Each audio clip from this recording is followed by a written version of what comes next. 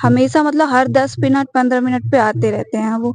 और इतनी वो गाली गलौज वाले होते हैं वो ड्राइवर्स वगैरह, या फिर वो इतने ज्यादा लाउड स्पीकर बजाते हैं वो कि बहुत ज्यादा प्रॉब्लम होती है, पढ़ने लिखने में बहुत ज्यादा प्रॉब्लम होती है। गाड़ियां दिन भर आती रहती है, हमारे उसके पन्ने उड़ उड़ के हमारे घर में जाते हैं। मक्खियां मच्छर आते हैं, उनसे बात करो तो उल्टे सीधे जवाब देते हैं, सही तरह से बात नहीं करते हैं।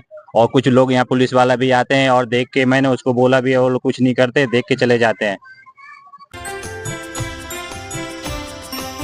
धड़ल्ले से चल रहे घनी आबादी के बीच कबाड़ के गोदाम, कभी भी घट सकती है बड़ी आगजनी की घटना।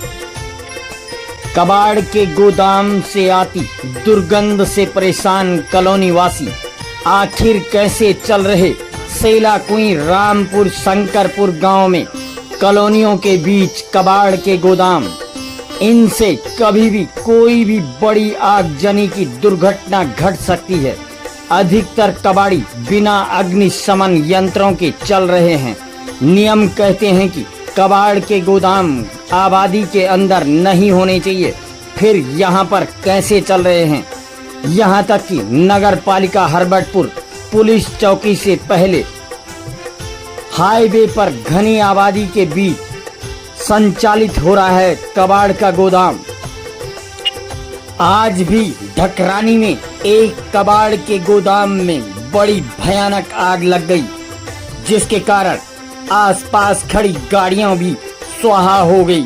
क्या प्रशासन यहां पर भी ऐसे ही दूसरी आगजनी की घटना देखना चाहता है?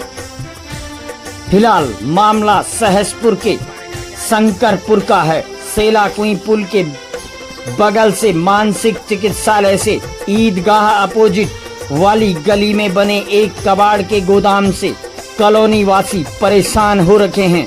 उक्त कबाड़ के गोदाम में रोज कई ट्रक खड़े होते हैं, जो लोगों के गेटों पर खड़े कर दिए जाते हैं।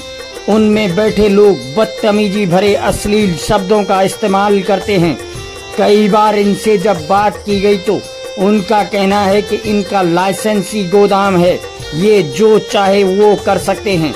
पहली बात, इनको किसने परमिशन दी आबादी के बीच कबाड़ के गोदाम को खोलने की? दूसरी बात, ड्राइवर लोग अक्सर अश्लील शब्दों का इस्तेमाल करते देखे जाते हैं। यहाँ इनकी वजह से महिला वर्ग के साथ साथ बच्चों पर भी गलत प्रभाव पड़ रहा है। इन गोदामों में प्लास्टिक, थर्माकोल आदि ज्वलनशील कबाड़ है, जिससे कभी भी कोई भी बड़ी आगजनी हो सकती है। कॉलोनी वासियों का कहना है कि उनके द्वारा थाने में भी रिपोर्ट कराई गई है।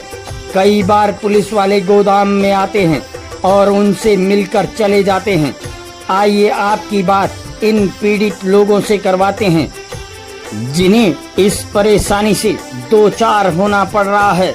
ये बहुत ज्यादा प्रॉब्लम हो रही है, क्योंकि ये इतनी सारी ट्रकें आती रहती है, हर 10 मिनट पे इतनी सारी ट्रकें आती हैं और इतनी गंदगी फैलाते हैं। वो अपने कबाड़ जब उतारते हैं तो बहुत ज्यादा कचरे पूरे घर के अंदर तक चले जाते हैं। और जो हमारे बच्चे हैं वो गली में खेल भी नहीं पाते हैं, क्योंकि वो जैसे ही निकलते खेलने ट्रक पहुंच जाती है। हमेशा मतलब हर 10 मिनट 15 मिनट पे आते रहते हैं वो। और इतनी वो गाली गलौज वाले होते हैं वो ड्राइवर्स वगैरह, या फिर वो इतने ज्यादा लाउड स्पीकर बजाते हैं वो कि बहुत ज्यादा प्रॉब्लम होती है, पढ़ने लिखने में बहुत ज्यादा प्रॉब्लम होती है उससे। और स्मेलिंग इतनी ज्यादा है कि आप रह नहीं पाओगे वहां पे, इतनी ज्यादा ओवर स्मेलिंग है यहाँ पे। और कभी भी आग लगने का खतरा हो सकता है, जैसा कि देख रहे हो गर्मी का सीजन है, गर्मियों का, तो इस वजह से कभी भी बहुत डर लगा रहता है कि कभी भी अगर आग लगेगा तो पूरे मोहल्ले में फैल जाएगा। वो 2 सेकंड लगेंगे फैलने में उसे। और इतनी ज्यादा स्मेलिंग है ना कि आप दुर्गंध बर्दाश्त नहीं कर पाओगे। आपका नाम? वंदना। यहाँ पे कबाड़ खाना खुल गया है, हमारे घर बन रखे हैं, बहुत परेशान कर रखा है इन लोगों ने। 2 साल हो गए यहाँ कबाड़ वाले की गाड़ियाँ इधर ही खड़ी रहती हैं, हमारे गेट तक ही आके खड़े हो जाते हैं, रास्ता ही बंद हो जाता है। यहाँ पे बोलते हैं तो बदतमीजी करते हैं, गाली गलौज करते हैं। ट्रक में जो लोग खड़े रहते हैं वो ऐसे ही उनका थोड़ा कल्चर होता है, इसी तरह का बैकग्राउंड होता है, गाली गलौज करते हैं, आप शब्दों का यूज़ किया जाता है। एक आध बार मैंने बात भी की इन लोगों से, लेकिन ये लोग मानते ही नहीं है। आती है वेरिफिकेशन के लिए आई थी, लेकिन उनसे भी कहा तो कुछ असर ही नहीं होता, वैसे ही खुला रहता है। अब तो ज़्यादा ही खुला रहने लग गया। सर मक्खियाँ बहुत आती हैं, मक्खी मच्छर बहुत ज़्यादा है, अंदर तक ही आते रहते हैं। बारिश के समय में ये सब हमारे प्लॉटों तक, घर के अंदर तक उड़कर कबाड़ आता है, जैसे हवा हुआ चलती है, आंधी। हमारे छोटे छोटे बच्चे हैं दो, और गाड़ी आती जाती रहती है। एक दिन तो मेरा बच्चा बच गया था, नहीं तो गाड़ी के नीचे आ गया था। मैं तो काम करने चल जाती हूँ मेंटल हॉस्पिटल में, फिर भी हमारे घर पे कोई रहता नहीं है। 1 बजे हमारे बच्चे पढ़ के आते हैं, मैं 2 बजे तक काम करके आती हूँ। और कभी रहे नहीं रहे, कभी बच्चा गाड़ी या सर दब के मर जाए तो कोई क्या करेगा? कोई तो देखने वाला है नहीं, हम तो रहते नहीं हैं। रूम मालकिन रहती है, कभी देख ली तो देख ली, नहीं तो कोई बात नहीं। तो बार बार गाड़ी, कभी बड़ी गाड़ी कभी छोटी गाड़ी आती जाती रहती है। हाँ, दुर्गंध वगैरह तो है, मतलब पन्नी है, कभी आग ही लग गई। उस दिन तो भैया ने मेरे बचा लिया था, मेरा बच्चा गिर गया था आग में। भैया पूरे इकट्ठे करके और जला रहे थे, पूरा मेरा लड़का जल रखा है। अगर यहाँ पे गंदगी नहीं होती है और वो नहीं, कूड़े नहीं होते, तो ऐसे फिर दोबारा थोड़ी ना भैया वो जलाते। तो पन्नी वगैरह से जैसे से वो हो रहा है। अगर वो पन्नी नहीं होता तो यहाँ गंद नहीं होती, और बच्चे भी आराम से खेलते और आराम से रहते। गाड़ियां दिन भर आती रहती है, हमारे उसके पन्ने उड़ उड़ के हमारे घर में जाते हैं। मक्खियाँ मच्छर आते हैं, उनसे बात करो तो उल्टे सीधे जवाब देते हैं, सही तरह से बात नहीं करते हैं। और कुछ लोग यहाँ पुलिस वाला भी आते हैं और देख के, मैंने उसको बोला भी है, वो लोग कुछ नहीं करते, देख के चले जाते हैं।